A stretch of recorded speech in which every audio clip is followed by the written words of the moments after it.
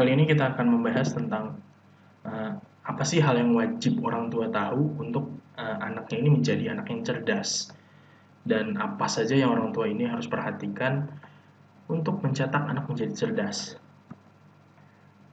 Yang pertama, yang perlu orang tua tahu, anak itu bukan orang dewasa. Anak itu bukan miniatur orang dewasa.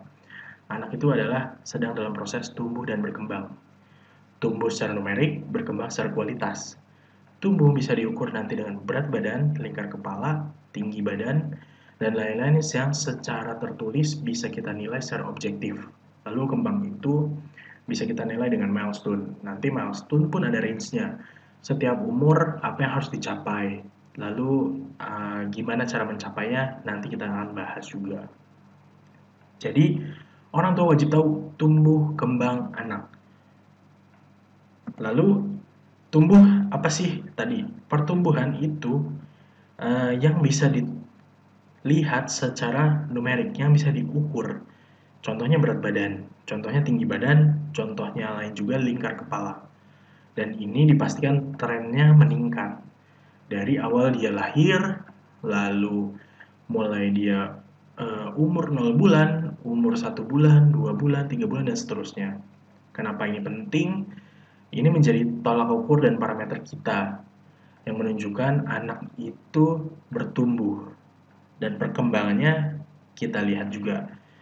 Oke, perkembangan bisa kita lihat dari milestone. Milestone ini kita bagi menjadi 4. Ada motorik kasar, motorik halus, bicara dan bahasa, sosial, emosi, dan kemandirian. Ini pun sama, kita bisa nilai sesuai dengan umurnya. Milestone ini harus tercapai, nanti ada range-nya, misalnya range dari 0 sampai 3 bulan apa, lalu juga motorik halusnya juga sama, 0 sampai 3 bulan apa. Setelah itu, bicara dan bahasanya apa yang harus anak itu capai sesuai dengan umurnya. Kenapa?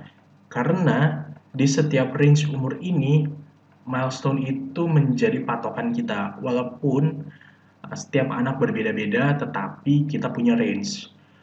Kita bilang range itu karena ada beberapa anak yang mungkin bisa duduk misalnya di usia 6 bulan, tetapi ada juga anak yang bisa duduk di usia 7 bulan.